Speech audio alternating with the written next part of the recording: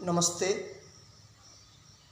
मैं दीनबंधु मिश्र, अध्यापक, राजकीय बालिका उच्च प्राथमिक विद्यालय ऐचीरा, ब्लॉक नदबई, जिला भरतपुर, राजस्थान। विगत कई दिवसों से संस्कृत विषय से संबंधित कुछ वीडियोस मेरे द्वारा प्रेषित किए गए, उनको बड़ों का पर्याप्त आशीर्वाद मिला। आशा करता हूँ सभी बड़ों का, गुरुजनों का आशीर्वाद इसी प्रकार बना रहेगा। साथियों का पर्याप्त स्नेह मिला। साथियों से पुनः ये आकांक्षा करता हूँ कि आप इसी प्रकार अपना स्नेह बनाए रखेंगे। और जो बच्चे विद्यार्थी वर्ग से हैं उन्होंने वीडियो को देखा और लाभान्वित हुए, ईश्वर से कामना करता हूँ कि वे इसी प्रकार लाभान्वित होते हुए प्रगति के पथ पर अग्रसर होते रहें और इस प्रक्रिया में अपना योगदान प्रदान करते रहें। आज जो चर्चा का विषय है वो है कक्षा 7वीं के ही प्रथम अध्याय का 6वां श्लोक, और वो इस प्रकार से है। क्षमा वशीकृतिर्लोके क्षमया किं न साध्यते, शांति खड्गः करे यस्य किं करिष्यति दुर्जनः। एक बार पुनः सुने। क्षमा वशीकृतिर्लोके क्षमया किं न साध्यते, शांति खड्गः करे यस्य किं करिष्यति दुर्जनः। यहाँ पहले जो 2 चरण हैं उनमें भारतीय संस्कृति का मूल तत्व है क्षमा। भारतीय संस्कृति का प्रधान मूल्य है, बहुत ही अग्रणी मूल्य है क्षमा। उसके बारे में चर्चा की गई है। और शेष जो परार्ध है श्लोक का, उस श्लोक के परार्ध में आधे हिस्से में वो शांति जो मूल्य है, हमारा एक बहुत ही महान मूल्य है शांति, जिसकी स्थापना के लिए भारत ने, हमारे देश ने, हमारे पूर्वजों ने लगातार प्रयत्न किए हैं, उसके बारे में चर्चा की गई। कहा गया है कि क्षमया किम न साध्यते। क्षमया, क्षमा द्वारा किम न साध्यते, क्या नहीं साधा जाता, किसको नहीं साधा जाता। क्षमा के द्वारा सब कुछ साधा जा सकता है। क्षमा के द्वारा सब कुछ प्राप्त किया जा सकता है। क्यों? क्योंकि क्षमा वशीकृतिर्लोके, लोके संसार में, लोके संसार में क्षमा जो है वो क्या है? वशीकृति, वशीकरण है। संसार में क्षमा एक ऐसा वशीकरण है जिसके द्वारा सब कुछ प्राप्त किया जा सकता है।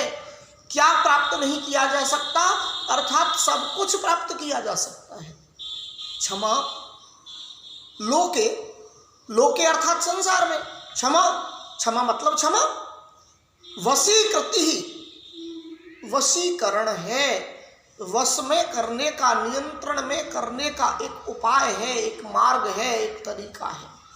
क्षमा वशीकृतिर्लोके, संसार में क्षमा वशीकरण का उपाय है, वशीकरण का मार्ग है, वशीकरण का तरीका है। इसलिए क्षमया किम न साध्यते, संसार में क्षमा के द्वारा क्या प्राप्त नहीं किया जा सकता, अर्थात क्षमा के द्वारा सब कुछ प्राप्त किया जा सकता है। पहली बात। अब दूसरी बात आई शांति ही, दूसरी बात आई शांति ही। शांति ही खड्गः करे यस्य, यस्य करे जिसके हाथ में, यस्य जिसके करे हाथ में, शांति खड्गः शांति रूपी तलवार है। शांति खड्गः शांति ही तलवार है, मतलब शांति के रूप में तलवार है। तलवार नहीं है, शांति है, और शांति ही क्या है? तलवार की तरह उपयोगी है।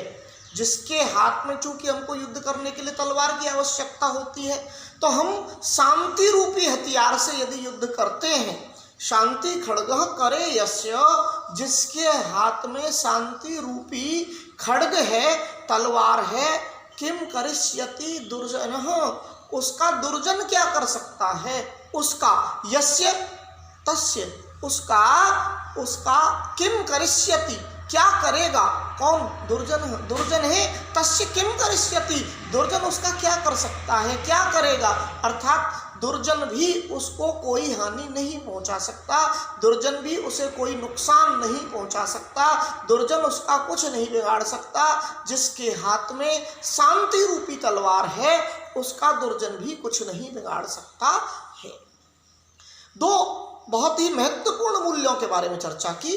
पहले जो पूर्वार्ध है श्लोक का उसमें क्षमा के बारे में चर्चा की कि क्षमा एक ऐसा मानवीय मूल्य है जिसके द्वारा संसार को वशीकरण में लाया जा सकता है, प्रत्येक व्यक्ति का वशीकरण किया जा सकता है, प्रत्येक व्यक्ति को प्रभावित किया जा सकता है, ये कहिए कि उसे बहुत ज़्यादा आकर्षित और अपने अनुकूल बनाया जा सकता है। क्षमा के द्वारा क्षमया किम न साध्यते, क्षमा के द्वारा क्या प्राप्त नहीं किया जा सकता, अर्थात क्षमा के द्वारा सब कुछ प्राप्त किया जा सकता है। क्षमा ऐसा मूल मंत्र है जिसके द्वारा संसार में सब कुछ प्राप्त किया जा सकता है। ऐसे ही शांति द्वितीय चरण में अर्थात द्वितीय आधे हिस्से में परार्ध में ये कहा गया है कि शांति खड्गः करे यस्य, जिसके हाथ में खड्ग है, खड्ग का मतलब खड्ग नहीं है, खड्ग का मतलब शांति रूपी खड्ग है। थोड़ी देर के लिए शांति को ही तलवार का रूपक दिया गया है, शांति जो मानवीय मूल्य है उसको थोड़ी देर के लिए रूपक दिया गया है कि शांति खड्ग नहीं है, शांति को ही यदि हम खड्ग मान लेते हैं तो किम करिष्यति दुर्जन है, उसका दुर्जन क्या कर सकता है, दुष्ट व्यक्ति क्या कर सकता है, अर्थात जो शांति से रहना जानता है, जिसने शांति को अपने जीवन में धारण कर लिया है, शांति को अपना लिया है, दुर्जन भी उसका कुछ नहीं बिगाड़ पाते, दुर्जन भी उसका कोई नुकसान नहीं कर पाते, दुर्जन भी उसे किसी प्रकार की हानि नहीं पहुंचा पाते। ये श्लोक का भावार्थ था, लेकिन एक बार इसके व्याकरणिक पक्ष पर चर्चा कर लें। यहाँ श्लोक में क्षमा जो है इसमें प्रथमा विभक्ति एक वचन है, वशी कृति, ये पूरा एक पद वशी और कृति दोनों से मिलकर के बना है। ये जो रेफ है यहाँ लोके के ऊपर जो रेफ लगी है, ये रेफ यहाँ विसर्ग में बदल गई है। अपन जब उच्चारण करेंगे तो लिखेंगे वशी कृति, और लोके में लिखा हुआ है सप्तमी विभक्ति एक वचन। लोके जब सप्तमी का हम अर्थ करते हैं तो हम पूर्व के वीडियोज में चर्चा कर चुके हैं कि हमको ये जो विभक्तियां होती हैं ये अर्थ करने का अवसर प्रदान करती हैं, अर्थ के लिए मार्ग निर्देश प्रदान करते हैं, अर्थ को हमें किस दिशा में ले जाना है। और अर्थ में कारक चिन्ह का जो प्रयोग यहाँ हमें नहीं दिख रहा है, जब हिंदी भाषा में हम अनुवाद करते हैं तो कारक चिन्ह का प्रयोग हम विभक्ति के अनुसार करते हैं, और सप्तमी विभक्ति का जो कारक है वो अधिकरण कारक है, और अधिकरण कारक का जो चिन्ह है वो है में या पर। तो यहाँ पे संसार, लोक माने संसार, तो अब इसके साथ या तो में जोड़ना पड़ेगा या पर जोड़ना पड़ेगा, संसार में या संसार पर। तो यहाँ पे जो वाक्य के अनुकूल संरचना के अनुकूल जो आकांक्षा है वाक्य की, वो आकांक्षा क्या है कि वहां पर में जुड़ना चाहिए। वाक्य में के जो तीन गुण होते हैं, आस्ति, योग्यता और आकांक्षा, तो आकांक्षा के अनुसार यहाँ पे क्या आएगा, वाक्य की आकांक्षा के अनुसार यहाँ पे क्या आएगा, यहाँ पे लोके के अर्थ में आएगा संसार में। संसार में क्षमा जो है वो कैसी है, वशीकृति ही, वशीकृति ही, वशीकरण करने वाली है, वशीकरण का उपाय है, वशीकरण करने वाली है।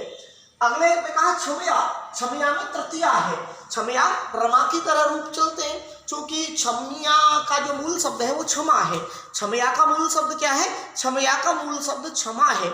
ऐसे ही रमया का मूल शब्द रमा है, ये स्त्रीलिंग का शब्द है, तो इसलिए इसके जो रूप चलते हैं वो किसके समान चलते हैं, रमा के समान चलते हैं। क्षमया, क्षमा से। अब तृतीया का अर्थ हम जब जोड़ेंगे तो हमको जोड़ना है, तृतीया का मतलब करण कारक, और करण कारक का मतलब से या द्वारा। तो क्षमा से या क्षमा के द्वारा, किम न साध्यते, क्या नहीं पाया जा सकता। किम, यहाँ पे जो किम है वो क्या के अर्थ में आया है, क्या वाट के अर्थ में आया है, तो ये किस रूप में आया है, ये अव्यय के रूप में आया है। हम जानते हैं कि किम के रूप जो है, किम जब सर्वनाम के रूप में आता है तब उसके रूप चलते हैं, किम जब सर्वनाम के रूप में आता है तब उसके रूप चलते हैं। पुल्लिंग में कहे कऊ के रूप में चलते हैं, स्त्रीलिंग में का के कहा के रूप में चलते हैं, और नपुंसक लिंग में किम के कानी के रूप में चलते हैं। लेकिन यहाँ पे ये जो किम है वो सर्वनाम नहीं है, यहाँ पे जो किम है ये अव्यय है, और यहाँ पे इसका अर्थ है क्या। और जब वो किम सर्वनाम के रूप में होता है ना, तब उसका अर्थ होता है कौन। जब उसका अर्थ होता है कौन, हु, WHO हु।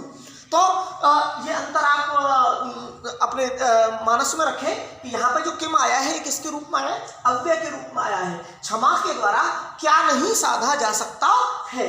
और अगले कहा शांति खड्ग, शांति खड्ग है वो एक समासिक पद बना करके लिखा गया है, शांति खड्ग है, शांति ही एव खड्ग, शांति ही खड्ग है।